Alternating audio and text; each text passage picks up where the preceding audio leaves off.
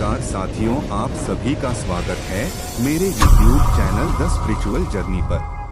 साथियों, आज हम बताएंगे महाभारत के बाद कैसे खत्म हुआ श्री कृष्ण सहित पूरा यदुवंश। पूरी कथा सुने और कृपया चैनल सब्सक्राइब कर लीजिए। साथियों, 18 दिन चले महाभारत के युद्ध में रक्तपात के सिवाय कुछ हासिल नहीं हुआ। इस युद्ध में कौरवों के समस्त कुल का नाश हुआ, साथ ही पांचों पांडवों को छोड़कर पांडव कुल के अधिकांश लोग मारे गए थे। लेकिन इस युद्ध के कारण युद्ध के पश्चात एक और वंश का खात्मा हो गया, वो था श्री कृष्ण जी का यदुवंश।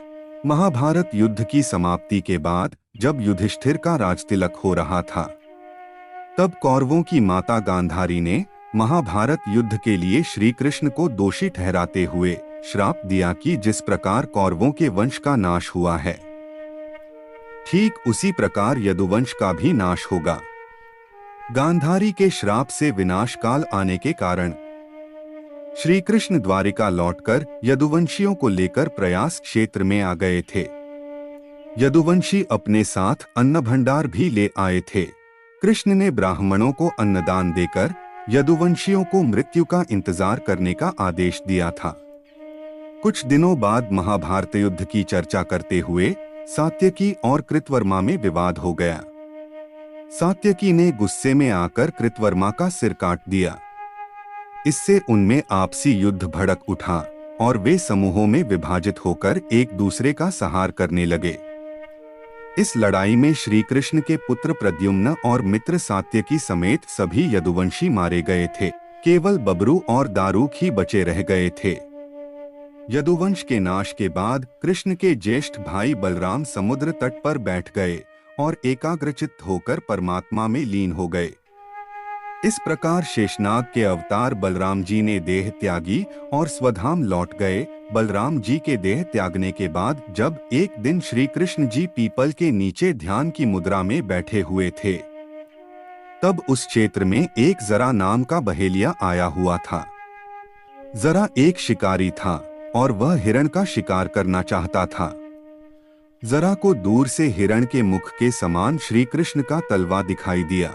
बहेलिये ने बिना कोई विचार किए वहीं से एक तीर छोड़ दिया, जो कि श्री कृष्ण के तलवे में जाकर लगा।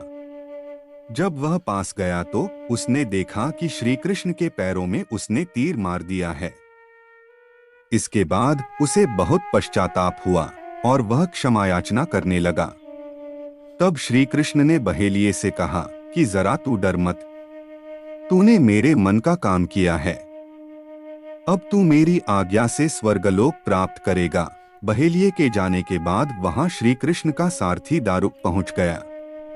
दारुक को देखकर श्री कृष्ण ने कहा कि वह द्वारिका जाकर सभी को यह बताए कि पूरा यदुवंश नष्ट हो चुका है और बलराम के साथ कृष्ण भी स्वधाम लौट चुके हैं। अतः सभी लोग द्वारिका छोड़ दो, क्योंकि यह नगरी अब जलमग्न होने वाली है। मेरी माता, पिता और सभी प्रियजन इंद्रप्रस्थ को चले जाएं। यह संदेश लेकर दारुक वहां से चला गया।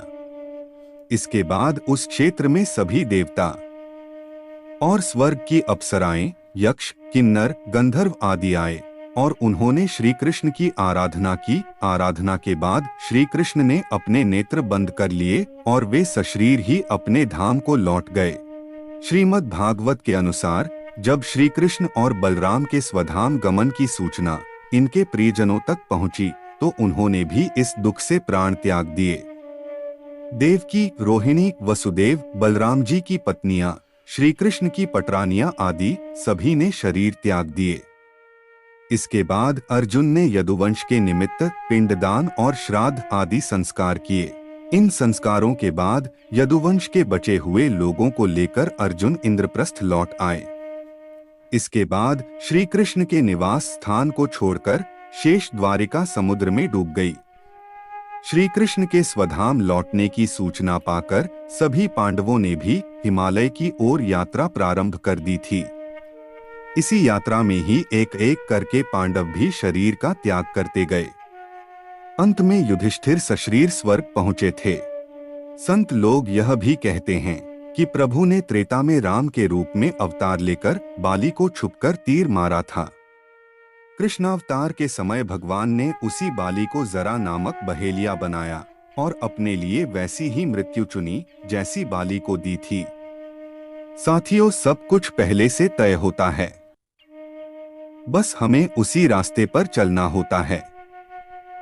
बस हमारे कर्म अच्छे होने चाहिए। साथियों, आज की प्रस्तुति में बस इतना ही। धन्यवाद। जय श्री कृष्ण।